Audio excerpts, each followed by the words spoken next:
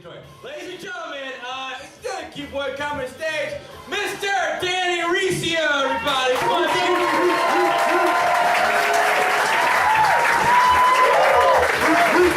How are you guys doing tonight? Tonight's show is brought to you by Denim Jackets. Where are my carnivores at? I just recently joined you guys again. I gave up vegetarianism after 7 years. You know what the number one thing I hated about being a vegetarian was? I got the same question every time. What do you eat? Like if being a vegetarian is like a myth and I need to prove it. Like they're gonna catch me one day. What do you eat? What do I eat? Aha! Fuck! Gotcha! You can't name one thing. It's not real. You're not even doing it right. Don't even worry about it. You're right. What was I thinking? I gave up vegetarianism after 7 years because I wanted to try something new. Which is exactly what my girlfriend said right before she cheated on me. It's okay. It's fair. I cheated too. In fact, I've been to every point of the love triangle. I've been the cheater. I've been the cheaty. And I've been what's commonly referred to as the homewrecker. And yeah, woo! He taught me a valuable lesson though. He taught me that cheating is a lot like having sex with having a threesome with a virgin, excuse me. And that's because two of you probably know what's going on, but it doesn't matter because either way all three of you are getting fucked. You know what I'm saying? Cheating's not easy. It's the best way to get laid actually.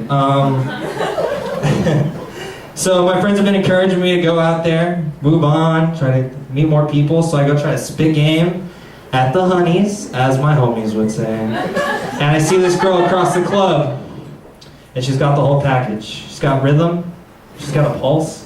She's got what the rappers commonly refer to as a badonkadonk. And I'm thinking to myself, you know what? I'm about to lay down some serious game right now. So I walk over, and as I start to walk over, mind you, I've had a few drinks.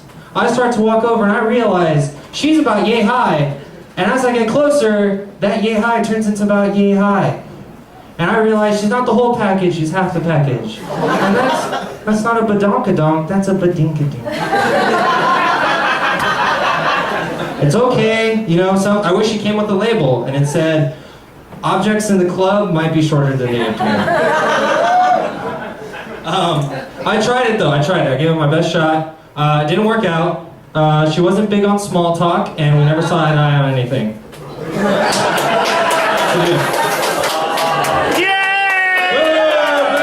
Hey!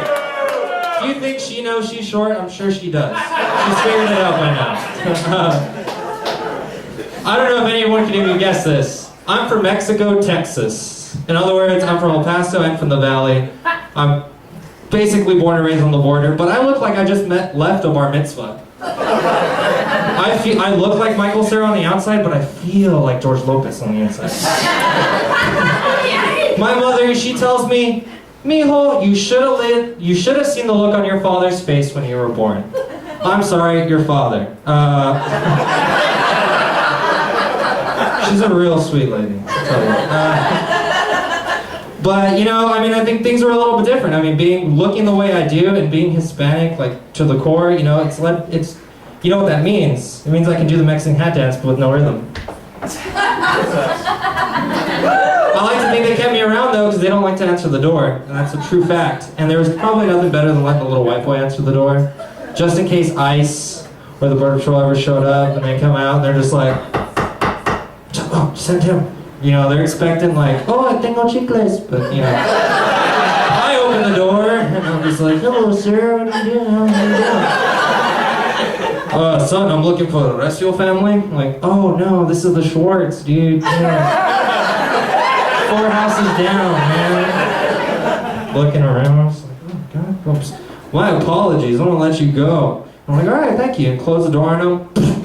Then, Mama, ya se fueron! Made the sat button for you guys real quick. That means the coast is clear, and then 90 of my cousins jump out of a lampshade. That's a true story. Alright, I'm gonna give you guys one more. So, I was watching TV and a commercial came on, and it was a commercial for some documentary or some shit like that, like on Jesus, and it was, "Is Jesus real?"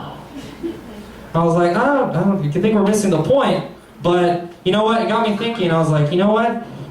I bet Jesus was a real man. I bet he was a real man. Because there's no guy who would try to sneak away after faking his own death.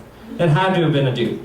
Like, I just imagine Mary must have rolled up on that, Ash Wednesday was the other day. So I bet Mary rolled up on the tomb, and he just happened to be walking out, and he's just like, oh, and she's like, oh, Jesus, oh my God, you're alive, what are you doing? And he's like, oh, shit. About that, yeah, I really gotta go. I'll be back, I swear. God, she's gonna be real pissed if I don't get home on time. That's right, ladies, give it up, because God's a woman. I say that because I'm an atheist, not a sexist. Thank you guys for that.